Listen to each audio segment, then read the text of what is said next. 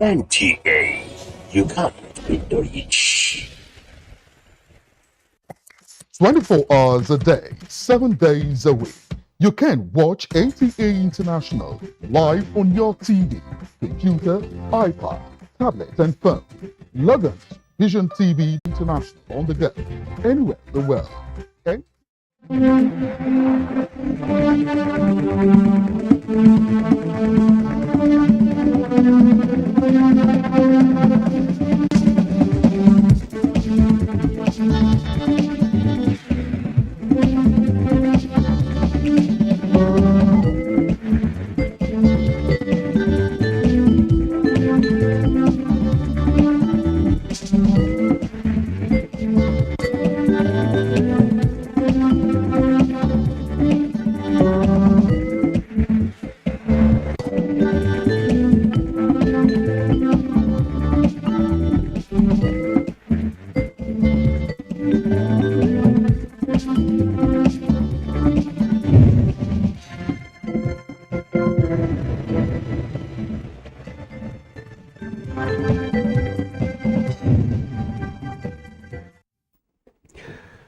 Hello and welcome. This is NTA Tuesday Live and I'm Cyril Stober.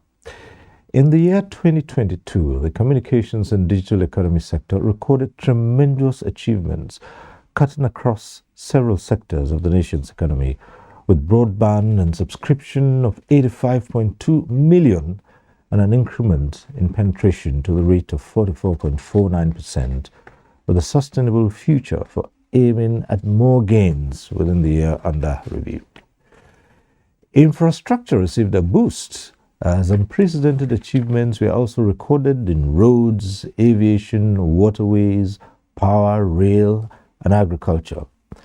Tonight, NTA Tuesday Live will explore several areas where Nigeria made appreciable progress despite limited funds and the challenges of a global economic depression. Tonight, it's about infrastructure, but before our discussion, let's see this report put together by Adeni Taiwo. Like a moth to the fire, many are daily thronging Lagos, despite its fast-growing population hovering around 15 million. This surge is cementing its niche as the commercial nerve center of Nigeria, while equally increasing demand for more infrastructure, particularly good roads. At the center of it all is this 126-kilometer Lagos-Ibadan Expressway. For it to continually funnel visitors to Lagos State for business, the race to expand it to a 6-lane dual carriageway took a definite curve in 2022, with about 85% job done. At the end of December 2022, what we have left is just basically about 5 kilometers, to complete. That's 5 kilometers on both sides now. That in itself is impacting on the economy. The people that are working, they're getting employed. The people that are supplying, they are making money. Agbara-Badagry Expressway is an international corridor linking about 4 countries. The 46.1-kilometer highway is one of the 2 beneficiaries of the tax credit policy of the federal government. In the year 2022, the NNPC intervened and gave us some money. So we have used that to increase the tempo of work on this road. We have almost completed one stretch, that is from Agbara down to Badagry roundabout. Still far from completion, the project at 33% is already changing the landscape and giving joy to road users who have had to wait for about 7 years before the intervention by the current administration. Anybody will put motor for this road before. If you buy motor today, never 3 months, you go park up for house. This particular lane now that they have done, since they did it, we've been enjoying it. A drive around Outer Marina Lagos, an intracity project funded through Sukuk, is similar to what now obtains along Apapa-Oshodi-Oworoshoki Expressway under the same tax credit policy. The joy here is not just in the fact that sections 1 and 3 of the project have already been completed, making access to and from the nation's port easier, but also due to the fact that cement technology was used to enhance the durability of the project. With a chunk of 2023 budget captured for road infrastructure, it is expected that the new year will also witness fresh road development projects, especially along the Lagos-Abeokuta axis. In Lagos, Adeniyi Taiwo. All right, that report by Adedi Taiwo. And speaking about the digital economy, let's see this other report by Chimdima Ndubisi. Digital economy is now the core driver of innovations, competitiveness, and economic growth globally. Every endeavor now linked to ICT. COVID-19 pandemic further deepened reliance on digital technologies for existence. Obinaya could not agree less. We're almost all living on our phones. Children, post-COVID-19, children use their phones for home assignments. Offices now work remotely. Nigeria, aspiring to become one of the leading global digital technology hubs and skills pool, redesignated the Ministry of Communications to Communications and Digital Economy 3 years ago. Eyes set on reaping economic benefits that abound. About 19 policies and strategies on solid, soft, and service infrastructures, digital skills, indigenous content development, and emerging technologies are in motion to achieve these. Implementation at 70%. Broadband penetration is up from 5% in 2015 to 45.5% currently. Active mobile subscribers moved upwards to 210 million and internet subscribers 152.2 million. To improve connectivity and give global visibility to micro and small-medium enterprises and higher institutions of learning, unlimited broadband infrastructure was deployed to 18 higher institutions and 20 markets nationwide, valued at 400 million naira each in the first phase of the exercise, all enjoying cheaper rates compared to what is obtained in other nations. 50-year-old Grace runs our small-scale business. Every time I bring in new product, I send it on WhatsApp. More than 10-20 can look for the product. They do back transfer. Digital identity enrollment is now 92 million from 39 million in 2020. 5G network connectivity is another aspect of the success story. It's no longer a telltale, but reality in Nigeria. Key cities are being linked to this spectrum, offering faster speed and greater bandwidth for smart connections. The sector has become one of the fastest growing and largest employers of labor. They tell us the Pixar are all doing well. A digital fabrication laboratory, Fab Lab 1.0, where innovative ideas are translated into prototypes and technological devices up and running. Mostly our startups send it to either China or other countries to do their own prototype.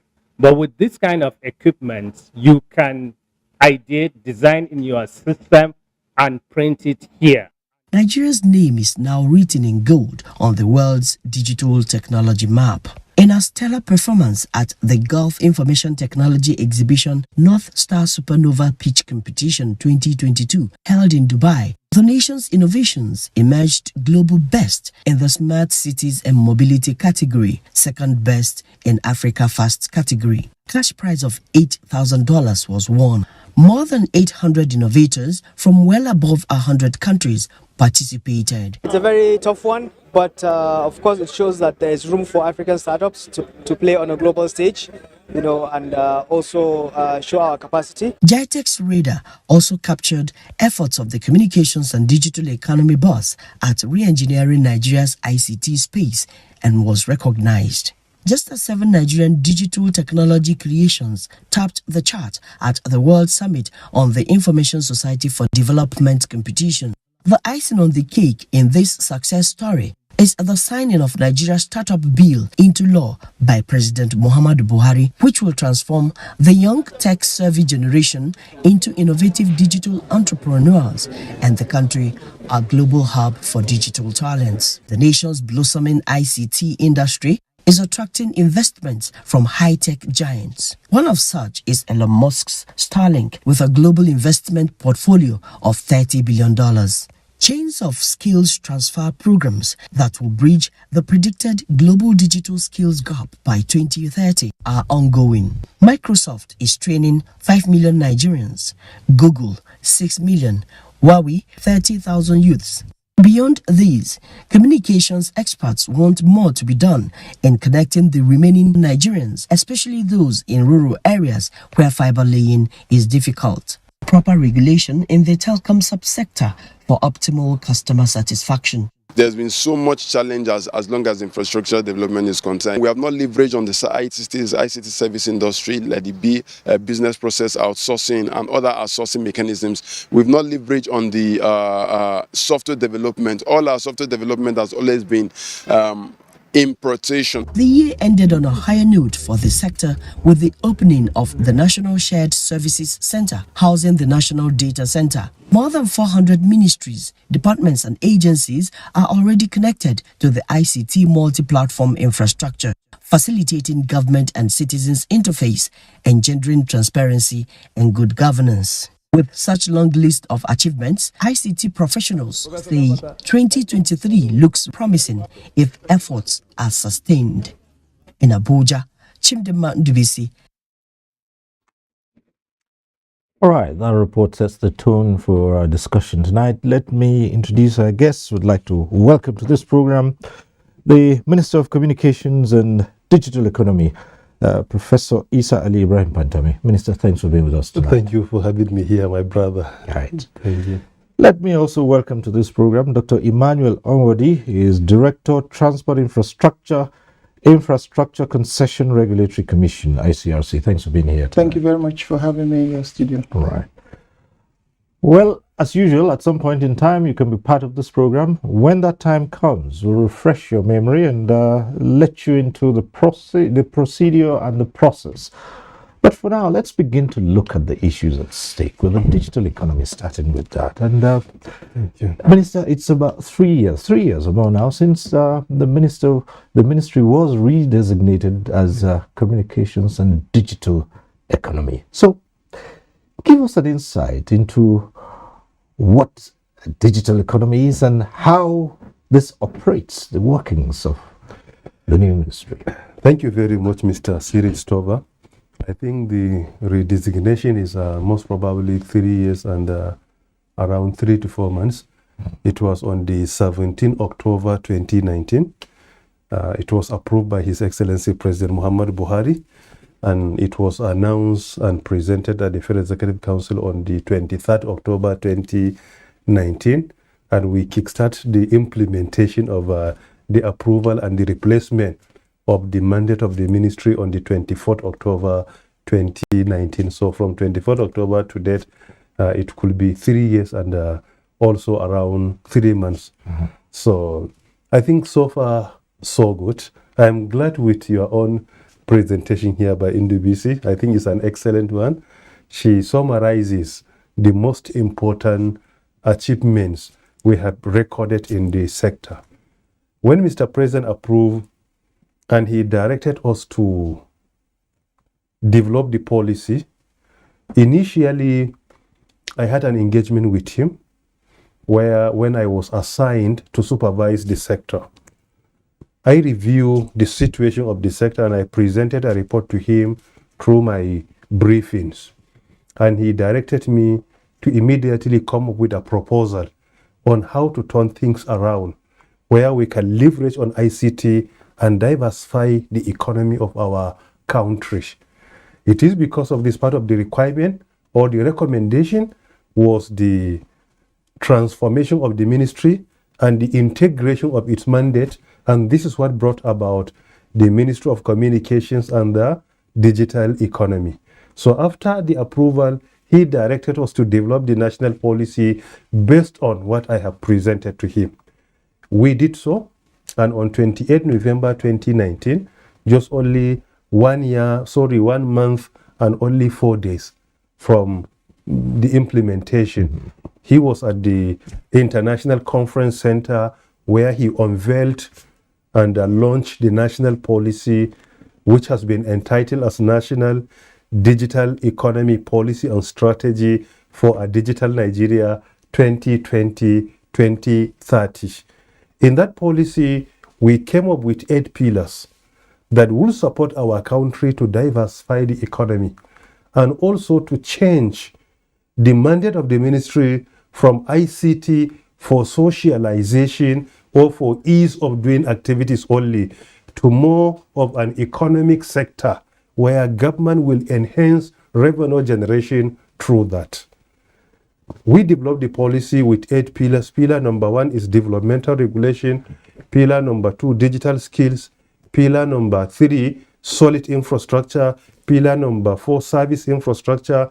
Pillar number 5, digital services, development and promotion. Pillar number 6, soft infrastructure. Pillar number 7, digital society and emerging technologies. Pillar number 8, indigenous content development and promotion. We came up with these 8 pillars. All of them are to support the digitalization of our country, providing digital skills to our citizens, and also to enhance revenue generation from the sector to government. The baseline given to me at that time, the quarterly revenue generation of the sector as at August 2019 when I took over was 51 billion naira approximately. Today, we increased the revenue generation based on an independent assessment by KPMG and FCD, or Foreign, Commonwealth and Development Office in the United Kingdom, in collaboration with the Office of the Secretary to the Government of the Federation. We increased revenue generation based on the baseline given to me by 594%. So instead of having 51 billion naira approximately and quarterly coming to government from the sector, today is 408 billion naira quarterly. So this is the increase. So we increased by 594%. This has never happened in the history of Nigeria. Even increase of 50